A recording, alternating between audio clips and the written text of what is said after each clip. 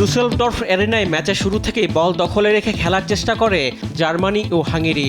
তবে সেভাবে গোলের সুযোগ তৈরি করতে পারছিল না কোনো দল। নিজেদের গুছিয়ে নিতে বেশ খানিকটা সময় নেয় জার্মানি। এরপর একের পর এক আক্রমণ চালায় হাঙ্গেরির গোলপোস্টে।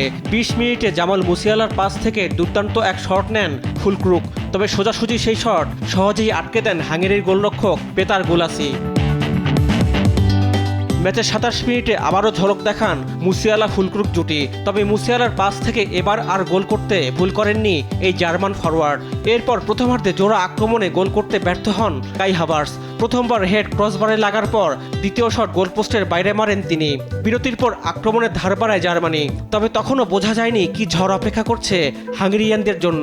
৫৭ মিনিটে কাউন্টার অ্যাটাক থেকে দুর্দান্ত এক গোল করে ব্যবধান বাড়ান জামাল মুসিয়ালা। এরপর ৬৬ মিনিটে স্কোরলাইন ৩-০ করেন ফ্লোরিয়ান ভির্টস। ৭৭ মিনিটে আবারও দৃশ্যপটে জামাল মুসিয়ালা। তার ডিফেন্স ছাড়া এক পাস থেকে ব্যবধান ৪-০ করেন বদলি নামা পাভলোভিচ। আর ৮১ মিনিটে স্পট কিক থেকে হাঙ্গেরিয়ানদের কফিনে শেষ পেরেক ঠোকেন একাধিকবার গোল বঞ্চিত হওয়া কাই হাভার্টস।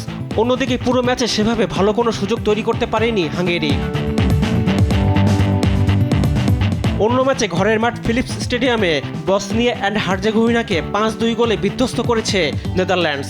ম্যাচের ১৩ মিনিটে জশুয়া জিকোর্জির গোলে এগিয়ে যায় নেদারল্যান্ডস। তবে ২৭ মিনিটে দুর্দান্ত এক গোল করে বসনিয়াকে সমতায় ফেরান ডেমিরোভিচ। তবে প্রথমার্ধের যোগ করার সময়ে রেইন্ডার্স এগিয়ে দেন ডাচদের। বিরতির পর ৫৬ মিনিটে রেইন্ডার্সের পাস থেকে গোল করে স্কোরলাইন ৩-১ করেন কোডি গাকপো। এরপর ৭৩ মিনিটে এইডেন জেকোর গোলে বসনিয়া ব্যবধান কমালে জমে ওঠে ম্যাচ।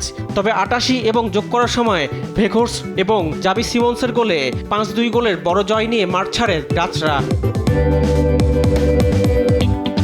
এদিকে আসরের প্রথম জয় তুলে নিয়েছে ইংল্যান্ডও। আয়ারল্যান্ডকে ২-০ গোলে হারিয়েছে ইংলিশরা। ইউরোর গত আসরে ফাইনালে স্পেনের কাছে হারার পর এটাই ছিল তাদের প্রথম ম্যাচ। গ্যারেথ সাউথগেটের পদত্যাগের পর অন্তর্বর্তীকালীন কোচ লি কার্সেলির যাত্রাটাও শুরু হলো এই ম্যাচ দিয়ে। ডাবলিনের আভিভা স্টেডিয়ামে শুরু থেকেই বল দখলে রেখে আধিপত্য দেখায় তারা।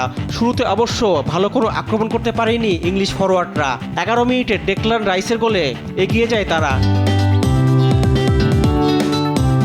এরপর বেশ কিছু ভালো আক্রমণ করে ইংল্যান্ড। ২৬ মিনিটে ব্যবধান দ্বিগুণ করেন জ্যাক গ্রিলিশ।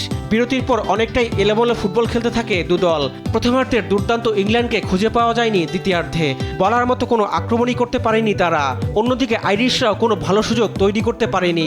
পুরো ম্যাচ জুড়ে মাত্র একটি শট টার্গেটে রাখতে পেরেছে তারা। শেষ পর্যন্ত আর গোলের দেখা পায়নি কোনো দল। ফলে ২-০ গোলের জয় নিয়ে মাঠ ছাড়ে ইংল্যান্ড।